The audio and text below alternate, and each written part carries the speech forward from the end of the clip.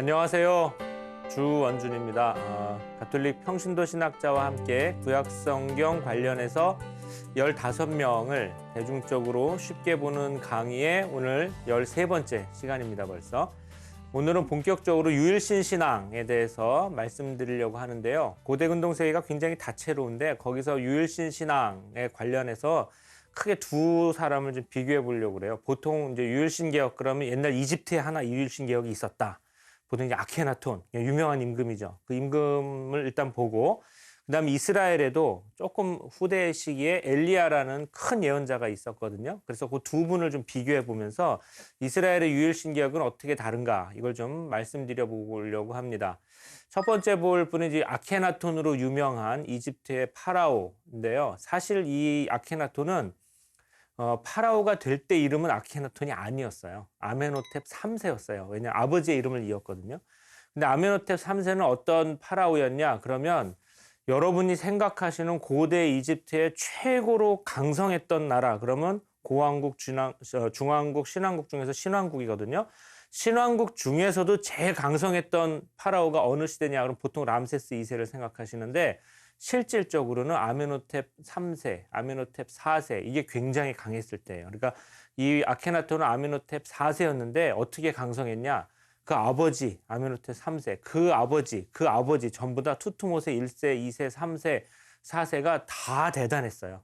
엄청 컸어요. 그러니까 고대 역사상 전체를 통틀어서 가장 금수저인 임금 그러면 아마 아메노텝 4세라고 생각할 수 있을 거예요. 그래서 사실은 이 시대가 역사적으로 보면 조금 밋밋해요. 왜 그러냐면 이제 전쟁도 없고 뭐 어디 나가서 이렇게 침략하고 이런 것도 없어요. 왜냐? 너무 강성해서 외적도 침입하지 않고 내부에서의 적도 없었을 시기예요. 그러니까 실질적으로 가장 강성했던 시기였는데 이때 큰 나라를 물려받은 아메노텝 4세는 조금 독립된 생각을 했던 것 같아요. 뭐냐, 아버지의 그걸 물려받아가지고, 뭔가 좀 태양신 중에서도 태양신의 한 속성, 그러니까 태양신은 워낙 이집트의 큰 신이라서 여러 가지 속성이 있거든요. 그 중에서 태양 원반이, 이게 붉은 원반이 있어요. 이걸 랄 호라크티라고 하는데, 라 호라크티에 대해서 굉장히 신심이 어렸을 때부터 강한 것 같아요. 근데 사실 우리가 왜 강한 거 같냐고 얘기하냐면 이 사람이 개인의 기록을 남기지 않아서 그냥 겉의 기록으로 우리가 객관적 기록으로 추측할 수 있을 뿐이라서 그래요. 어쨌든 이 아메노텝 4세는 뭔가 독특한 종교심을 지니고 뭔가 미적으로나 어떤 문학적으로도 좀 독특한 파라오였어요. 그래서 파라오가 되고 나서 처음에는 안 그랬는데 조금 지나고 나서 어떤 식의 생각을 했냐면 요 태양신 라호라크티 아톤이라고도 부르는데 이 신은 부인이 없다. 혼자 있는 신이라는 거예요. 보통 이제 큰 신이면 남자 신이고 부인을 한 명이나 여럿 거느리게 되는데 그러지 않고 하나밖에 없다. 그래서 좀 특이하다 그랬는데 또 어떤 걸 정책을 시행했냐면 아톤 신 외에 다른 신전을 다 폐쇄했어요. 이건 큰일이에요. 이집트는 엄청나게 많은 신들이 있는 나라고 거기 신관들이 엄청나게 그 신전 경제도 그렇지만 신전은 교육의 중심이었고 정치의 중심이었고 사회문화 모든 면에서 중요한데 갑자기 임금이 나와가지고는 아무리 태평성대라고 그렇지만 갑자기 모든 신전을 금지하라니 그리고 모든 신관들이 재교육을 받으라는 거예요. 완전히 다른 신학을. 큰일 났죠. 무슨 이게 젊은 왕이 하나 나와가지고 지금 나라를 뒤집어놔도 유분수지 막 그랬는데 이분이 또 어떤 일을 했냐면은 수도를 옮겨버렸어요. 아마 신관들하고 이렇게 서로 경쟁하고 갈등이 있어가지고 그런 것 같아요. 그래서 옮긴 그 수도를 현대어로 뭐라고 부르냐면은 엘 아마르나라고 그래요. 그래서 이 시대를 아마르나 시대라고 하는 거예요. 그리고 자기의 이름도 바꿔버렸어요. 아메노텝 4세. 아버지한테서 물려받은 이름이 있는데 아톤 신의 영이다. 그래서 아케나톤. 그러니까 어떤 태평성대에 아주 큰 강성계의 임금이 하나 나와가지고는 자기 아주 독특한 어떤 생각을 가지고 개혁을 밀어붙인 거예요. 그래서 이 아케나톤 종교개혁의 특징은 위로부터의 개혁, 임금의 개혁, 세계 최초의 아주 뚜렷한 개혁, 정치적인 성격도 뚜렷했고 나라를 둘로 갈라버렸어요. 그래서 수도를 옮긴 것도 그렇고 약간 수상해요. 뭐가 수상하냐? 전통적으로 남부 테베의 신관들이 엄청 갈등했던 것 같아요. 반항하고. 아니 함부로 그렇게 하시면 어떡합니까? 임금이라고 하셔도. 그래서 북부의 임금을 따르는 무리와 남부의 신관을 따르는 무리로 이집트가 양분됐던 것 같아요. 너무 임금이 자기 생각을 가지고 홀로 막 개혁을 하니까 나라가 두 조각 난 거죠.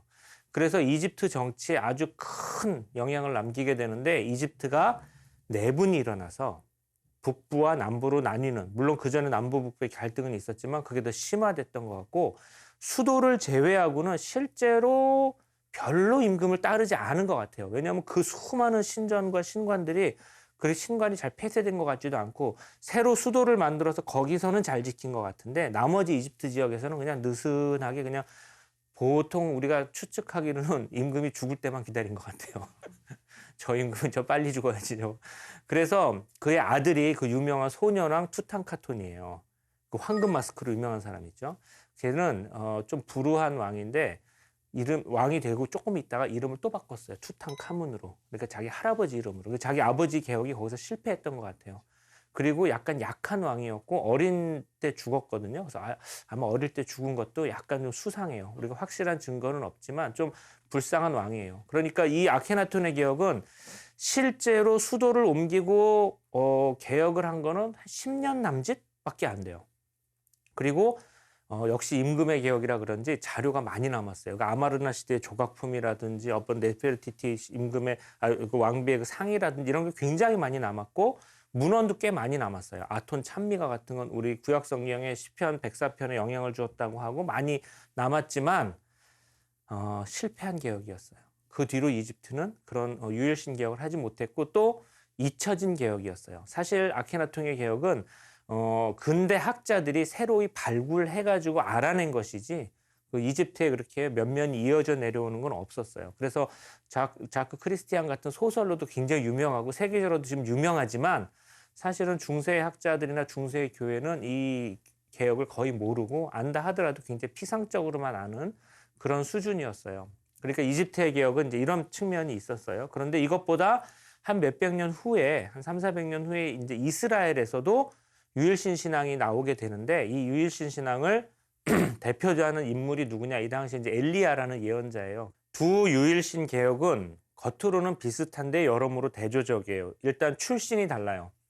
엘리야는 작은 나라의 출신이고 아케나톤은 큰 나라의 임금이었죠. 그리고 엘리야는 왕족은 아니었고 귀족 출신이었는지도 확실하지 않아요. 우리가 보통 티스벳 사람 엘리야라고 부르는데 이 양반의 출신에 대해서 잘 몰라요. 근데 티스벳 사람이라고 하니까 티스벳은 시골이었거든요.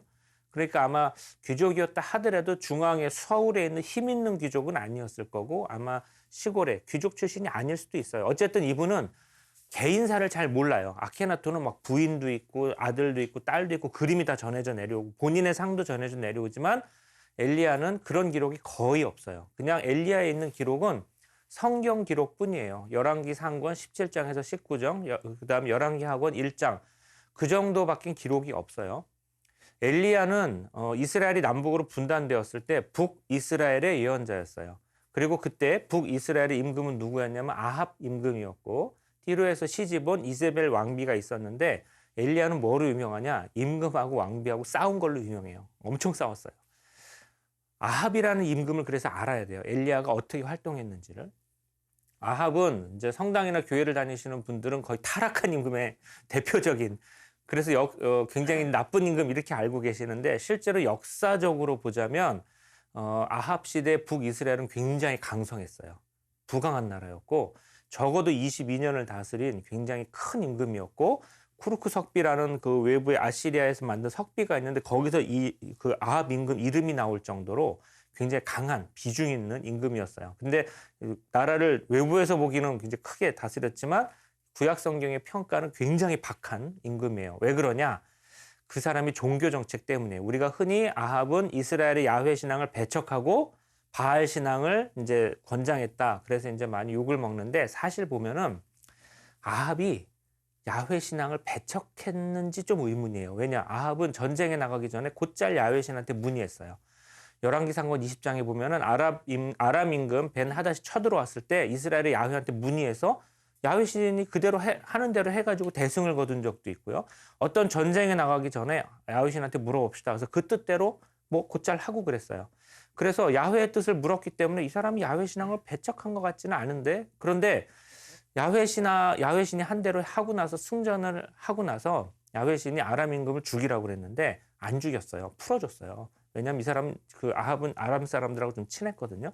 그래서 예언자가 그걸 비판을 해요. 당신은 야훼 신이 하는 대로 승리를 해놓고 왜 야훼 신이 죽이라고 그랬는데 저 임금을 죽이지 않냐. 그런데 그래서 굉장히 속상해요. 이 사람이 야훼 신한테 꾸지람을 받아서. 근데 또 그 야훼의 예언자를 또 죽이지도 않았어요. 임금의 면전에서 막 비판하는데도. 그래서 이 사람이 야훼 신앙을 배척한 것 같지는 않은데 이런 생각이 있어요. 그런데 야훼 신앙에 대해서는 좀 애매한데 바알은 굉장히 잘 믿었던 건 확실해요. 바알을 굉장히 퍽 잘 믿어서 이 사람의 정체는 뭘까? 이게 야훼 신앙을 배척한 거야, 야훼를 바알 신앙을 믿은 거에서 애매한데, 알브레히트 알트라는 학자에 의하면은 사실은 아합은 야훼도 믿고 바알도 믿은 거다. 둘 다 믿은 거다. 왜냐? 부국강병을 위해서. 야훼 신을 믿는 사람도 끌어안고 싶고 바알 신을 믿는 사람도 끌어안고 싶고, 그래서 이걸 듀얼리스틱하다고 그래요. 이원적인 종교 정책을 폈다 이렇게 얘기해요. 그러니까 아합은 어떻게 보면 굉장히 머리를 쓴 거예요. 그러니까 야훼는 옛날부터 이스라엘의 정체성에 매우 중요한 임금이고 또 전쟁신으로서 만군의 하느님 이런 면이 있으니까 야훼는 좀 전쟁이라든지 이스라엘의 정체성, 요거 전쟁할 때는 야훼 신한테 물어보는데, 풍요라든지 어떤 뭐 곡식을 많이 낸다든지 짐승이 새끼를 많이 낸다든지 아니면 병 걸렸을 때 치유해 준다는 것은 또 바알이 용하다고 하니까 그때는 바알한테 가자. 그리고 그 당시에 국제적인 어떤 표준에 맞게 다른 나라도 다 다신교를 하고 있으니까 우리도 외교도 하고 뭐 교육도 하고 그러려면은 좀 부국강병을 위해서는 다신교를 하는 게 좋겠다. 이런 판단을 한 것 같아요. 그러니까 한마디로 말해서 그의 종교 정책은 야훼도 믿고 바알도 믿자. 그래서 야훼 신의 영역에서는 야훼께 충실하십시오. 근데 또 다른 신의 영역에서는 그 신한테 또 충실하십시오. 이런 거죠. 이렇게 되면 이 사람이 다스리던 시대에 이스라엘은 어떤 나라가 되냐? 그럼 이스라엘은 야훼의 나라일까요? 바알의 나라일까요? 둘 다 아니에요. 바알과 야훼의 나라인 거예요. 그래서 임금이 둘 다 할 수 있는 나라를 만들어 놓은 거예요. 다시 말해서 야합의 주장을 좀 요약해 드리면 야훼를 믿지 말라는 게 아니라 야훼도 믿고 바알도 믿자. 뒤집어 말하면 절반쯤은 야훼를 믿고 절반쯤은 바알을 믿자. 이게 잘 생각해 보시면 어떤 내면의 영성적인 의미가 있어요. 내가 지금 야훼한테 온전히 투신하는가, 온전히 믿는가, 이게 그의 종교 정책을 조금 우리가 생각해 볼 필요가 있죠.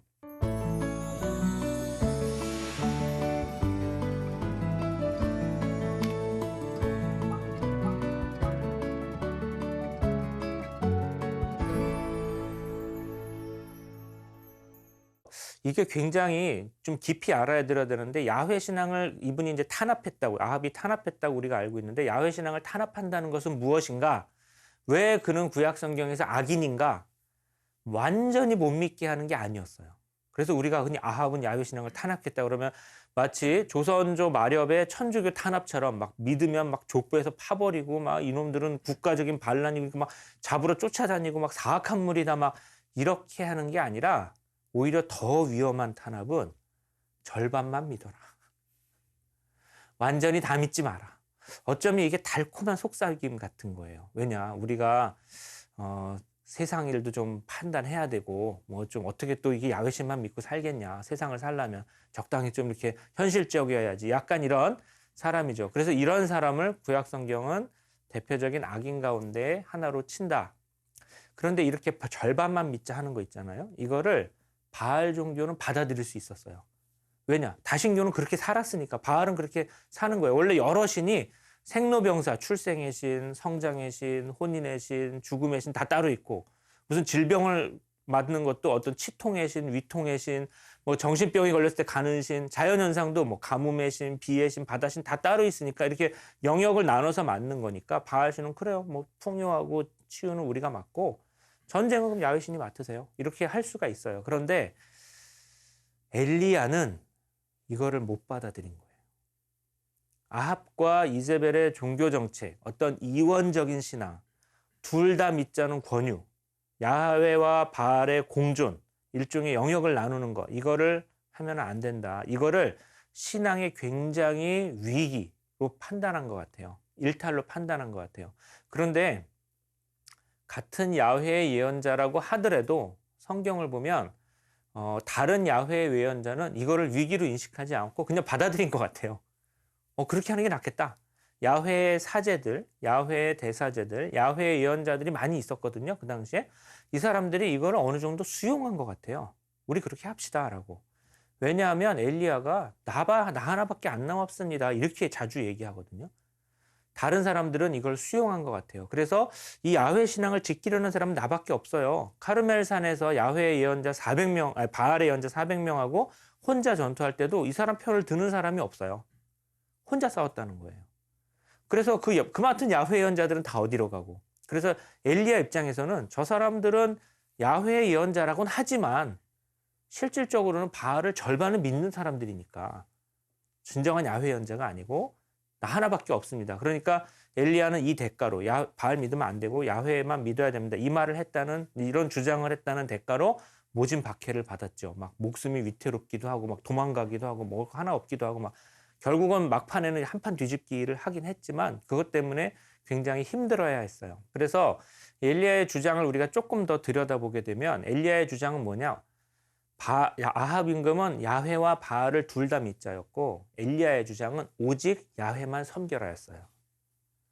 그래서 아합을 알아야지 사실은 엘리야를 잘 알 수가 있어요. 그래서 이 사람의 주장을 모노라트리라고 하는데, 모노라트리에는 모노라는 말은 하나란 뜻이에요. 모노테이즘의 그 하나. 라트리아는 라틴어로 예배하다, 흠숭하다, 공경하다, 섬기다 이런 뜻이거든요. 그래서 모노라트리라는 주장을 지금까지 신학을 공부하신 분들은 일신경배, 하나의 신만 경배해라 이렇게 하셨는데, 최근에 저는 이 번역어가 엘리야의 주장을 잘 전달하지 못한다고 생각을 해요. 너무 건조해요. 일신경배 이렇게 하니까. 그래서 제가 유일 섬김이다. 한 분만 섬겨라라는 말이다 이거는. 그래서 그렇게 그 번역어를 쓰기 시작했어요. 한 분만 섬겨라. 이게 엘리야의 주장의 핵심이에요. 그러니까 이거는 약간 전문적인 설명을 잠깐 드리면 그리스 철학이 나오기 전이거든요. 한 BC 5세기 정도의 그리스 철학이 나왔다고 보면 엘리야는 그것보다 한 400년 전 사람이에요. 그래서 존재론적으로 다른 신이 없다. 이런 유일신론이 나오기 이전이었어요. 그러니까 다른 신이 있는지 없는지 존재 증명하고 이러지는 않았어요. 엘리야는. 대신에 그 시대에 야훼 하느님만 믿어라. 이렇게 그 한 분만 섬겨라. 그래서 이거는 그리스 사람들은 뭔가 그리스 철학은 뭔가 이렇게 존재론적으로 놔두고 분석하고 이런 거 좋아하지만 이 셈족, 이 아랍 사람들이죠. 이스라엘 사람들. 이 사람들은 어떤 종교적 헌신을 되게 좋아해요. 지금 네가 한 분만 믿는 거냐? 한 분의 율법을 따르는 거냐? 네 마음이 어디가 있는 거냐? 이거를 잘 따져요. 이 셈족들은. 그래서 그런 한 분만 섬겨라라는 주장이었고, 그래서 엘리야의 주장을 조금 더 들여다보면은 야훼를 절반만 믿는 반야훼는 야훼에 반대하는 반야훼하고 같은 말이다. 절반만 믿을 수 없는 거다. 절반만 믿는다는 것은 야훼를 안 믿는 것이고 등지는 것이다. 믿으려면 다 믿어야 되고 그렇지 않으면 절반만 남겨둔다는 건 믿음이 없는 거다. 이런 주장을 한 거죠. 어떻게 보면 상당히 원칙적인 주장이라고 할 수 있어요. 여기에 비해서 아합이 임금의 주장은 상당히 현실적인 주장이라고 또 할 수도 있어요. 어찌 우리가 복음만으로 살겠습니까? 어찌 우리가 자발적으로 가난하게만 살겠습니까? 그래서 엘리야의 주장은 지금도 사실은 굉장한 도전이에요. 늘 원칙을 되돌아보게 만들어요. 그의 삶과 그의 신앙이 영원히 이렇게 빛을 발하게 되는 이유 같은 게 있어요. 그래서 우리가 성경에는 안 나오지만 약간 상상력을 이 맥락에서 발휘해 보면 아마도 아합과 그를 따르는 그 왕궁의 야훼 사제들, 바알 사제들 이런 예언자들은 우리 야훼 신앙을 탄압하지 않아요. 이렇게 얘기했을 것 같아요. 믿으라고. 요 영역에서는 당신들 할 거 하라고. 대신에 요 영역만 참가하지 말라고 아마 이렇게 주장했을 것 같고, 엘리야를 상당히 이 비현실적이고 너무 원칙적이고 깐깐한 사람 이렇게 아마 공격했을 것 같아요. 상상력이지만. 그래서 이제 오늘 강의의 이제 결론으로 좀 들어가면, 여러분이 이제 이집트에서의 유일신 개혁하고 이스라엘에서의 유일신 개혁이 굉장히 성격이 다르다는 것을 이해하실 수 있을 거예요. 이집트에서는 강한 강성대국이었어요. 정말 정말 강한 나라였고 강한 파라오가 위에서부터 밀어붙인 개혁이었고 이스라엘은 작은 나라에서 예언자 그 엘리야라는 예언자 혼자 임금에 맞서 가지고 유일신 개혁을 한 거예요. 물론 그 뿌리는 그 이전에 있었지만 엘리야 때 이렇게 도드라졌으니까. 그래서 아케나톤은 어떻게 보면 위로부터 주도적이고 공세적이고 굉장히 강한 유일신 개혁을 했고 엘리야는 아래로부터 방어적이고 좀 약했어요. 그리고 아케나톤은 이제 강성대국의 파라오였으니까 수도를 막 북부로 옮기고 막 어떤 조각도 많이 남기고 뭐 글도 많이 남기고 이렇게 남긴 유물들이 많아요. 물론 잊혀졌지만 후대에 이제 발굴한 거긴 해도 상당히 수려한 그리고 훌륭한 작품들을 많이 남겼지만 엘리야는 그런 거 하나도 못 남겼어요. 그냥 성경의 기록 외에는 아무것도 없어요. 오히려 수도를 빠져나와서 수도에 오래 머무르지도 못하고 막 도망 다니고 이런 기록이 훨씬 많고 성경 외에는 어떠한 별다른 기록을 남기지 않았어요. 그래서 양자의 공통점도 있어요. 둘 다 정치적이었어요. 굉장히 정치적인 갈등과 관련이 있어요. 유일신 신앙이라는 건 등장할 때부터 세상사의 한복판에서 어떤 계층적인 어떤 사회적인 갈등을 피할 수가 없었어요. 그리고 그 사이에서 어떤 성격을 뚜렷이 관찰할 수 있는 거예요. 그래서 저는 지금 아주 간단하게 그 두 인물을 이제 비교해 봤는데 여기서 어떤 의미가 있을까를 이제 좀 쉽게 한 두 가지 정도 말씀드리고 강의를 끝내려고 하는데요. 첫 번째로 엘리야가 후대에 큰 영향을 남겼어요. 왜냐? 유대교라는 그 구약 성서의 종교를 통해서 그리고 그리스도교를 통해서 그리고 이슬람을 통해서 세계 유일신교의 아주 큰 축을 만드는 그래서 뭐 기축의 시대 엘리야 그러면 왜 엘리야가 왜 기축의 시대로 뽑히는지 여러분 이해하실 수 있을 거예요. 세계사에 아주 큰 족적을 남긴 그런 분이 되었죠. 그런데 아케나톤은 잊혀졌어요.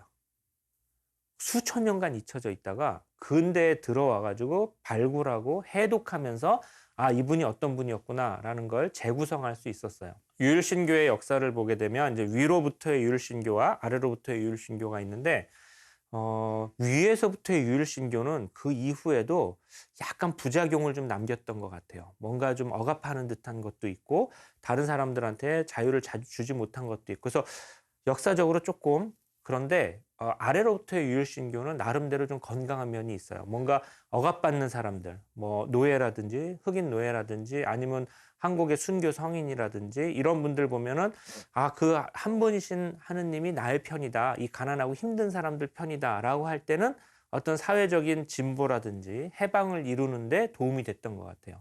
그래서 지금도 유일신교가 어떤 위에서 아래로 내려가는 유일신교냐 아니면 아래에서 힘없고 가난하고 좀 억압되어 있는 사람들을 도와주는 그 사람한테 힘을 주는 유일신교냐 이거를 우리가 좀 날카롭게 볼 필요가 있고 그래서 뭐 여성신학 같은 건 앞으로 좀 큰 비전이 있지 않을까 이렇게 생각을 하고요. 또 하나는 유일신론과 유일섬김의 관계에 대해서인데 유일신론이란 말은 다른 신이 없다는 말이죠. 그러니까 당연히 한 신을 믿어야 되는 거고 유일섬김은 사실은 다른 신이 있는지 없는지에 대해서 별 관심이 없는 것이고 대신에 한 신만 섬겨라라는 권유 같은 거예요. 그래서 유일신론 그러면 사실은 마음으로 또 동의하냐 문제보다 머리로 동의하냐 문제가 더 많이 사람들이 얘기해요. 야 신이 하나 있는 것 같아? 그거 어떻게 증명할 수 있어? 신이 사실은 없거나 또 있으면 또 여럿 있어야 되는 거 아니야? 이러면서 유일신론의 핵심은 유일섬김이거든요. 근데 이걸 놓쳐요. 즉 유일신론을 지적으로 동의하냐 안 하냐 그 증명 과정에 내가 참여하냐 안 하냐 이런 게 더 많이 되고 실제로는 유일신론의 핵심은 한 분이신 하느님을 섬겨라라는 얘기인데 그런 핵심을 놓치는 것 같아요. 그래서 오히려 유일섬김은 유일신론이 나오기 전에 약간 원시적이고 더 본질적인 단계이긴 하지만 오히려 핵심을 더 찌르는 면이 있어요. 구약 성경을 보게 되면 나중에 이제 신학의 역사는 유일신론으로 흘러가 가지고 더 많이 발전하게 되지만 구약 성경은 좀 소박하긴 하죠. 그렇지만 유일신론의 핵심은 유일섬김이다라는 것을 오히려 뚜렷이 더 알 수 있다 하는 게 이제 이 이야기 통해서 우리가 어떤 교훈이라고 할 수 있어요. 제가 이제 두 인물을 이제 짧은 시간에 이제 핵심으로 쉽게 이제 비교를 해 보았는데요. 약간 이제 더 공부하고 싶으신 분들이나 이런 분들이 있으면은 이제 이집트의 역사라든지 이런 걸 좀 더 공부하면 좋을 것 같아요. 어쨌든 유일 섬김에 대해서 엘리야에 대해서 좀 알아보는 시간이었습니다. 저는 다음 시간에 찾아뵙도록 하겠습니다. 지금까지 잘 들어주셔서 대단히 감사합니다.